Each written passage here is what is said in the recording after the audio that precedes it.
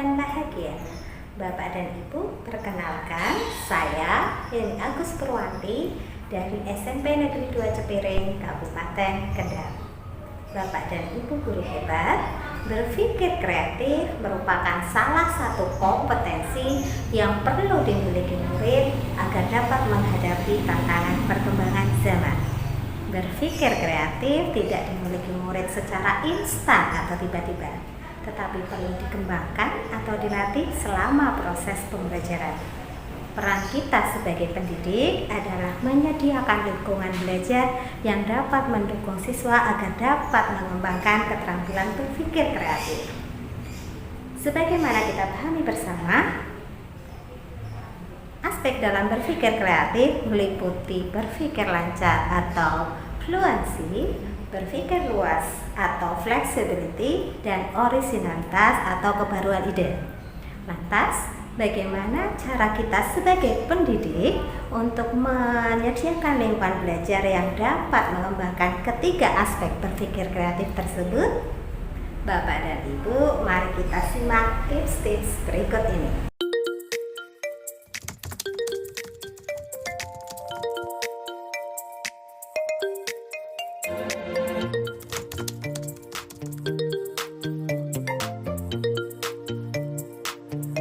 Problem-based learning atau pembelajaran berbasis masalah dengan teknik brainstorming dapat menjadi salah satu alternatif model pembelajaran yang kita terapkan di kelas.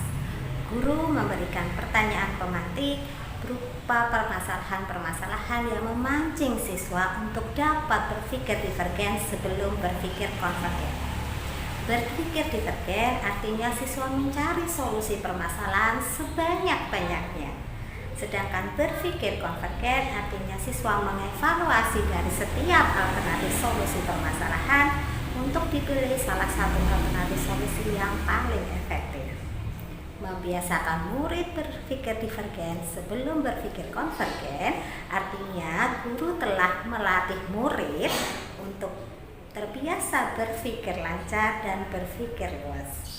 Agar dapat memancing siswa menghasilkan ide-ide yang lebih banyak, maka permasalahan-permasalahan yang diberikan hendaknya menarik, menantang, memiliki jawaban yang terbuka sehingga memancing siswa untuk menghasilkan ide-ide segar.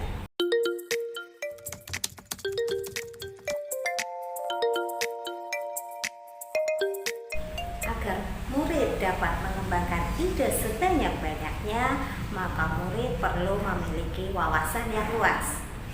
Guru dapat mendorong murid untuk menumbuhkan kecintaan terhadap kegiatan literasi. Berinteraksi dalam kelompok dan saling bertukar ide juga dapat memperluas wawasan murid.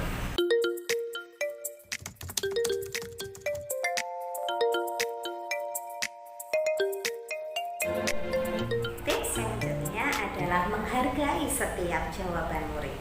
Mereka perlu diberi kepercayaan bahwa setiap suara murid begitu berharga. Kita mempertimbangkan dan menampung setiap ide-ide murid meskipun pendapat yang diberikan tidak logis sekalipun. Kita dapat memancing murid agar menghasilkan ide sebanyak-banyaknya dengan memberikan apresiasi seperti, "Wah, bagus sekali. Ada ide yang lain?"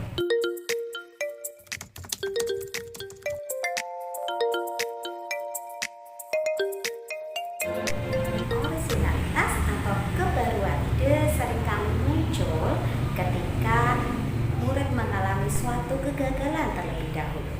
Tugas kita sebagai pendidik adalah selalu memotivasi murid agar selalu berani mengambil risiko.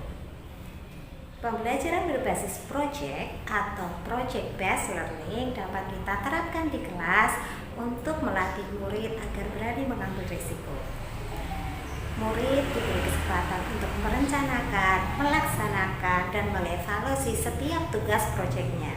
Jika terjadi kegagalan dalam tugas proyek, guru memotivasi murid agar berusaha menemukan solusi dari kegagalan tersebut.